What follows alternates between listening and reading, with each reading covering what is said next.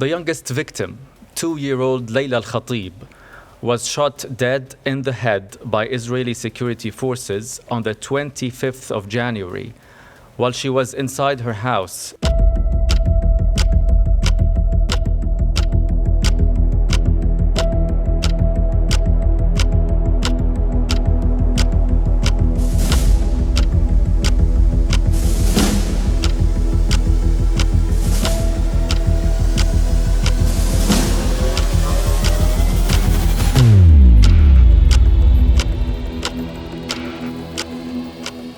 Loud explosions echoed across Gaza early Wednesday, visible from southern Israel, as hopes for a ceasefire between Israel and Hamas hang by a thread.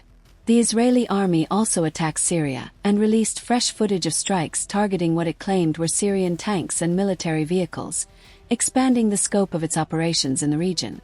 During a visit to a military base in the West Bank's Jordan Valley on Tuesday, Israeli Prime Minister Benjamin Netanyahu said that Israeli attacks on Syria were aimed at maintaining the southwestern region of Syria as a demilitarized zone and to protect the Druze residents.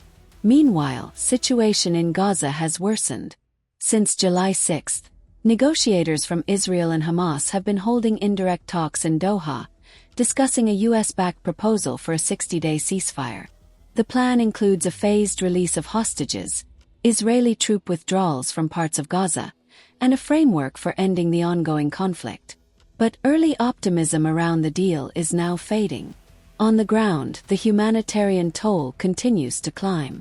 Gaza's health authorities report that since October 2023, over 58,400 Palestinians have been killed, and more than 139,000 injured. In the last 24 hours alone, 93 people lost their lives, with at least 6 killed while trying to access aid. The UN Human Rights Office says nearly 875 Palestinians have died in the past 6 weeks during attempts to reach humanitarian assistance, highlighting the urgent need for a ceasefire. Israeli settlers and security forces have intensified killings, attacks and harassment of Palestinians in the occupied West Bank, including East Jerusalem, in the past weeks.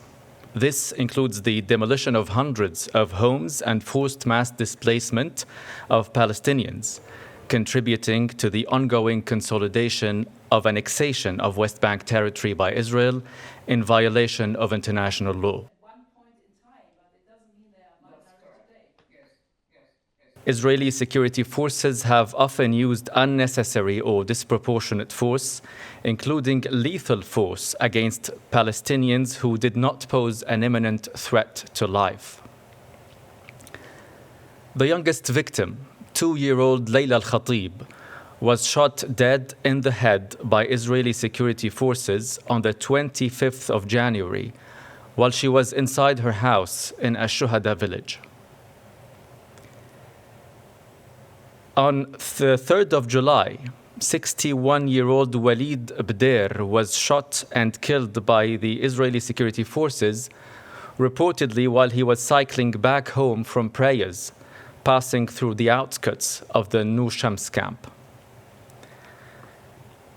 Layla and Walid are among at least 964 Palestinians killed since the 7th of October 2023 by Israeli forces and settlers in occupied West Bank, including East Jerusalem.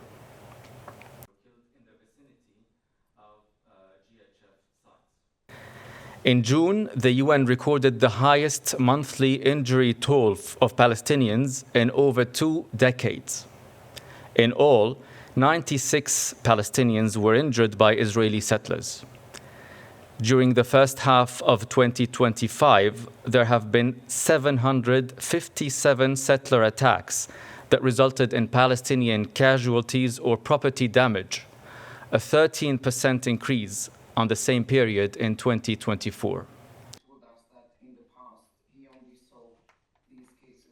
Since the start of Operation Iron Wall, Israeli security forces have issued demolition orders for about 1,400 homes in the north of the occupied West Bank. These large-scale demolitions, if not rendered absolutely necessary by military operations, violate Israel's obligations as the occupying power. Permanently displacing the civilian population within occupied territory amounts to unlawful transfer, a grave breach of the Fourth Geneva Convention, and depending on the circumstances, may also amount to a crime against humanity. Israel must immediately stop these killings, harassment, and home demolitions across the occupied Palestinian territory. As the occupying power, Israel must take all feasible measures to ensure public order and safety in the West Bank. According to Qatar, negotiations remain open-ended.